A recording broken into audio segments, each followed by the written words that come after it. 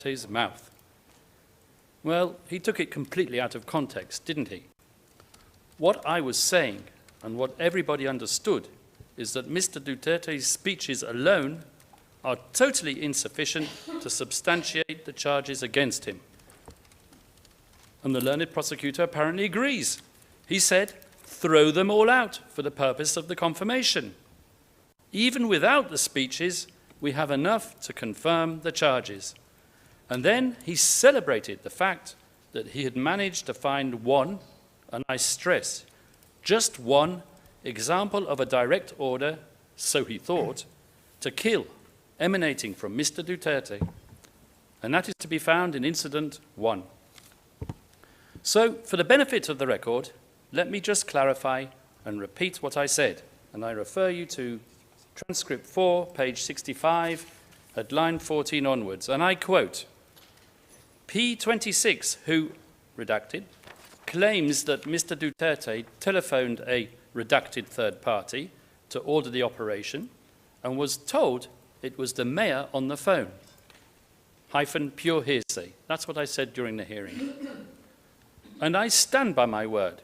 But because I thought that maybe Mr. Nichols might have caught me out, I went back to the transcript and the record, and I looked long and hard, and once again I quote P26's words from the evidence. I asked who called, and the redacted third party said, Superman. And to make things clear, the prosecutor's investigator then asked P26, was the person who took the call, was the redacted third party? And the answer he received was yes. So I repeat my submission with even more emphasis, pure, unadulterated, and undiluted hearsay. What Mr. Nichols' rebuttal boils down to, maybe he didn't mean to infer it, but he did, all it boils down to is a plea that, well, Kaufman's pointed out a few problems, let's just leave it for the trial judges to sort out. And for that, he's quite happy to let Mr. Duterte fester in detention for years to come. In the United States, they call that kicking the can down the road. And as for the learned victims representative, I've been restrained up until now. I have paid my respect to the families of those who have lost loved ones, and I repeat that expression of sympathy that I made as my very first statement on behalf of the defense. But I would like to remind the learned representative for the victims that he is not a mini prosecutor, and to regale the pre-trial chamber with unsupported allegations that many, many children lost their lives is utterly inappropriate. His stance and that of his colleague have reflected the media reporting of this case, namely complete disregard of the evidence, and to be frank, you haven't heard one single piece of evidence cited by them. That's why they have Ms. Massiter sitting next to them. Indeed, the media interest in this case has been intense, but it has followed a familiar theme. Rodrigo Duterte is finally behind bars where he belongs. And as a defense lawyer, I stand up and I talk about due process, fair trial rights, and the presumption of innocence. But what use is that when the whole world has already tried and convicted him, and furthermore, make emotional arguments to justify their position? What about the presumption of innocence? Mr. Butuyan talks about threats emanating from mini Dutertes. He says that people are threatened by Duterte clones in countries all around the world. He tells you about Rodrigo Duterte converting millions of peace-loving citizens into bloodthirsty disciples. Not dozens, not hundreds, but millions, so Mr. Butuyan says. What an insult to the Filipino nation. And Mr. Butuyan concludes by presenting an emotional ultimatum. Confirm or Duterte will be portrayed as the person who vanquished the ICC. Those were his words. These submissions were quite unique for this court, and of course, totally irrelevant for the purpose for which we are gathered here today. And as for the mainstream media, back in the Philippines, the situation is not much better. When I argued that there has been interference in this case at the highest level, relying not on documentation that I have invented, but on documentation given to me by the prosecution as exonerating, they say I'm making a political speech and that my defense lacks substance. And when I devote more time than the prosecution and the victims together to legal arguments and challenging the evidence, they say I'm nitpicking.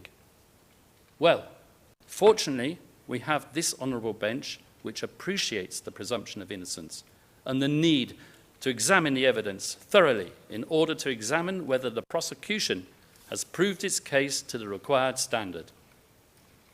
We are fortunate in that we have this honourable bench to review the various arguments dispassionately and professionally.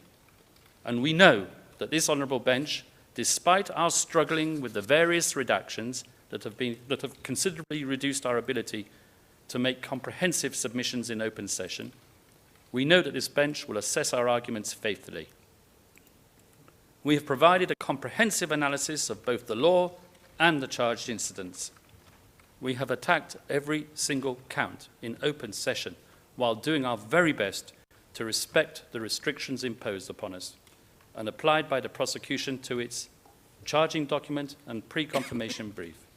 And these redactions have not just been a few here and there, they have been so sweeping that virtually nothing intelligible remains of the 49 incidents that we have been talking about for the public to read and to understand.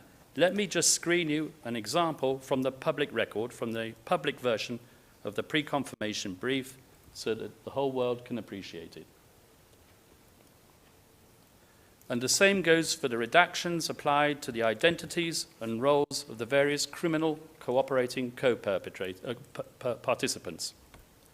While I found this unfair and contrary to the spirit of transparency, which is meant to govern the conduct of the proceedings at this institution, I approached my counterpart in the prosecution and complained that the nature of his redactions would mean that most of my meaningful submissions, namely the attack on the evidence substantiating the 78 deaths, would require me to go into closed session.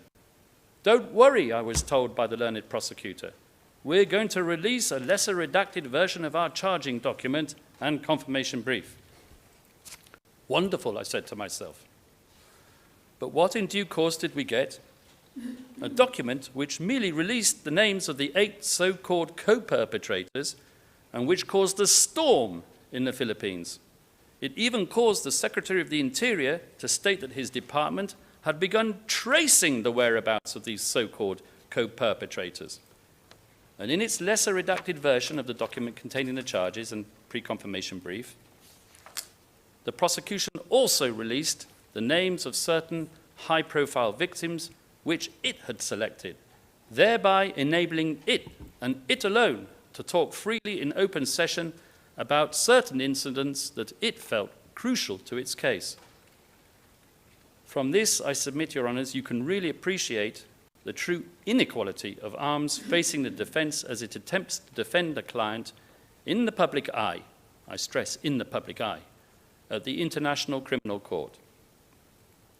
This inequality of arms in the public eye expresses itself in the way the prosecution controls the narrative by arbitrarily lifting redactions so that it can make its narrative of a grand scheme of co-perpetration known to the public in open court, while the defence can only meaningfully attack the real meat and the substance of the charges either obliquely or in closed session, including that hotly disputed incident with the CCTV. Well, we hope that we have found a way around that by referring Your Honours to the relevant places in the evidence, and we do trust you to pick up on the problems without the benefit of our full explanations in open session, even if the remaining part of our plea was rendered rather dry.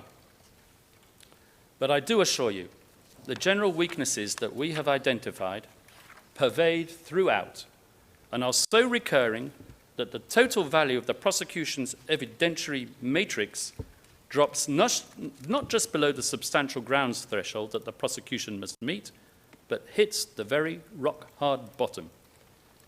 And I will summarize these weaknesses once more for the record.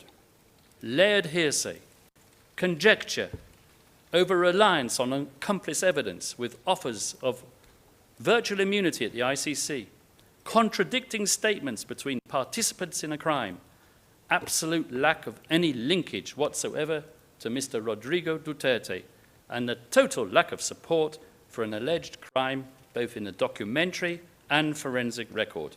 And regarding these documents, it is not enough to argue that the Duterte administration destroyed them. There is absolutely no evidence for that. It is an outrageously unsubstantiated accusation which is not alleged, and where the documentation does exist, the prosecution is quite happy to rely on it. But what is this threshold, this substantial grounds to believe threshold? Well, clearly it is not beyond a reasonable doubt. That's the standard required for a conviction at trial. But it is considerably more than reasonable grounds to believe, which is the standard applied for the issuance of an arrest warrant. If I may, let us take the analogy introduced by Mr. Butuyan, that boat of his that set sail in order to avoid leaving his victims stranded on an island. Your Honours, this boat is the confirmation process, and its captain is this honourable bench. We are all passengers in this boat. The favourable winds in the sea and in the sails are for the prosecution, the incriminating evidence, and the sharks and the rocks in shallow waters are the exonerating evidence, the hearsay, the contradictions, and the accomplice witnesses. I ask you to consider how many sharks and rocks that we have discovered and pointed out to you through our binoculars. Would you board that boat if you knew that there were substantial grounds to believe that the boat would sink if it encountered one of the aforementioned perils?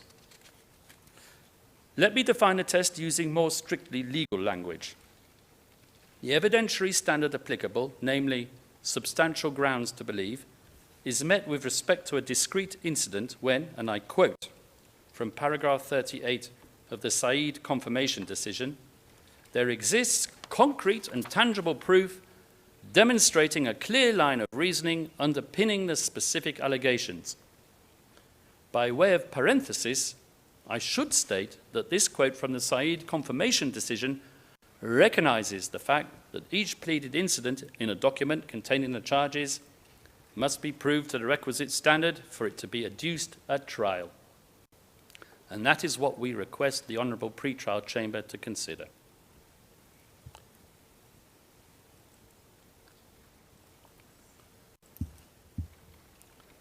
I have been asked by the many journalists who literally mobbed me outside this court building whether I have been reporting on the proceedings to the former president. And I tell them, yes, of course, that's my duty as a lawyer.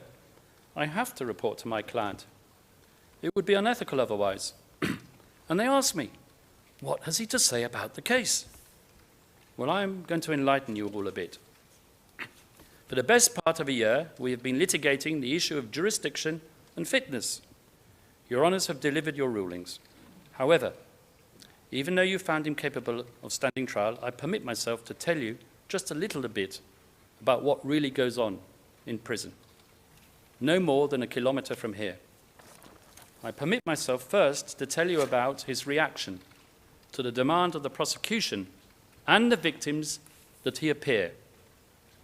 I won't hide the fact that I thought it best for him to appear, not out of a need to satisfy the desire of the prosecutor and the victims who desperately want him to face his accusers so that they can wave their collected finger at him despite the presumption of innocence. I did not want to disappoint his many supporters. That was my reasoning. Those mini Duterte clones, as Mr. Butuyan derisively calls them, who have been deprived of seeing their former and beloved president for more than a year. I told him that Your Honours could have rejected his request to waive the right of attendance. We even had a barong specially fitted for him so that he would not have to suffer the humiliation of being put into an out-of-size blue suit which would now dwarf his meager physical body. The same blue suit in that dreadful photograph which still remains on the ICC website and that I would ask to be removed. But he took his decision, and as his counsel, I was obliged to respect it. And the day before yesterday, when Your Honours gave us a break, I went to that prison and I sat with him for an hour. I tried to engage him concerning the evidence, and he lost the desire to follow me within less than a minute. I offered to show him excerpts of the confirmation proceedings, a few minutes of the deputy prosecutor, a few moments of Ms. Massiter, and hoping that it might excite him a bit more, some of my own opening statement. He shook his head firmly. I implored him. I said, "Sir, look at what we are doing for you. We're doing our utmost to get you out of here." But once again, he politely declined. And I asked him why. I said to him, "Sir, don't you understand? They accuse you of murder. They say that you murdered thousands when you were the mayor and when you were ruling your country." And then he repeated the question that he has always asked me for a year or more. "How does the prosecution say that I did this?" "Well," I replied, "I thought until Monday that it was because of those speeches of yours. But then your prosecutor told the honourable judges the other day, throw them all out. They're not necessary for the confirmation. He claims that he still has enough evidence to convict you without all the bluster." And the former president repeated the question, "But how? I've never murdered anyone, and they talk about thousands." And then I tried to explain to him arcane concepts such as indirect co-perpetration, and then his eyes simply glazed over. And who can blame him? As I mentioned, it is the only highly technical means whereby the prosecution can artificially connect him to criminal activity not of his own doing. I then tell him that the people who are incriminating him are self-confessed murderers cooperating with the prosecution, whose names we can't mention in public. I tell him that in return for their dubious services and their expressions of so-called remorse, as the prosecutor puts it, they will not face trial at the ICC, probably nowhere in the world, and will be rehoused with new identities. Mr. Duterte, the ex-prosecutor, like me, can't understand the fairness of that, relying on not one, but a number of vicious criminals to convict him, when he remembers that he is supposed to be presumed innocent. I tell him the names of those criminal cooperating witnesses, because apart from us, he is the only person who is entitled to know. He tells me that he has not heard of any of them, apart from two, who he vaguely recalls from his days as mayor. Concerning one, his comment is liar, and concerning the other, scallywag. And then, exactly in the spirit of the waiver filed with this court, he looked at me solemnly and said, "Mr. Kaufman, Nick, I have done my duty and I have left my legacy. Go to court and do your job, but I can no longer help you. I no longer remember much at all, and I can't comment on people who I do not know and on statistics that mean nothing to me." He then concluded and pronounced as follows: "I was a faithful servant of the people, and that is how I wish to be remembered. I have now accepted my fate, and I realize that I could die in prison." And on that somber note, my team and I realized that there was no point in continuing. So we tried to humor him. We told him that next month he will be 81. And we reminded him of the many people who visit Duterte Street and Duterte Park, the renamed locality just outside the ICC detention center, as referred to by the many, many pilgrims who have visited The Hague to feel closeness to his presence, even if they cannot witness his actual person with their own eyes. We remind him of the mountain of cards and greetings and of the forest of flowers that he received both at the detention centre and at the court's premises on his 80th birthday. So many cards, all of which were read by his family, that we had to provide 2 sacks to take them back to our office. So many bouquets of flowers that the prison had to bring a van to take them away. The flowers that reached the court premises were strategically placed around the building, and although so appealing and desirable and coveted by the staff, were avoided once the staff was told of their origin. So these flowers just rotted in the corridors until the smell forced them to be thrown away. We showed him some photographs of his family. We showed him photographs of his youngest daughter, Veronica, Kitty, who writes to him every day, so often that the letters are piling up in his room. His face starts to light up. We showed him pictures of civic events in the Philippines with Sebastian Baste and Paulo Pulong present. He laughed and told us what he remembers of their days as young men in Davao.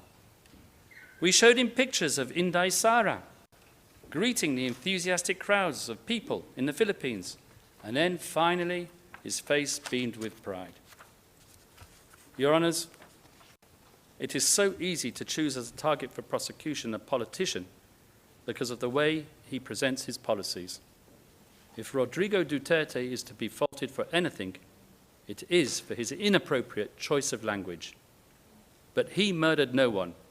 Out of that huge database of evidence on which the prosecution relies, I repeat that there is absolutely nothing to directly link Rodrigo Duterte to the 78 deaths alleged. That is why they rely on a few selective and vociferous individuals in the Duterte administration, calling them co-perpetrators, just so it can artificially superimpose their fantasy common plan theory linking Rodrigo Duterte to the victims. Your Honours, I beg you to be guided by evidence, which must reach a minimal level of integrity. Be persuaded by your own innate sense of justice and by your own collective years of experience. But most importantly, be guided by coherent evidence and by common sense. I ask you, I beg you not to confirm any of the charges. I ask you to let Rodrigo Duterte return to the Philippines, not to govern, but simply to let him live out the rest of his days in peace in his humble dwelling in Davao. And with that, Your Honours, I conclude, and I wish to thank you for your patience and to thank the parties and the participants, and most importantly, my team, Dov Jacobs, Havnit Nikisetti, Sandrine Dosena, Davide Rancati, Alexandra Dezev Davi, Nicholas Russo, and Kaylin Chen, all of whom have worked throughout the last year for one cause alone, and that is to serve our client, Mr. Rodrigo Duterte, faithfully. Merci beaucoup. George Motok. Thank you very much, Mr. Kaufman, the chamber, my colleagues, and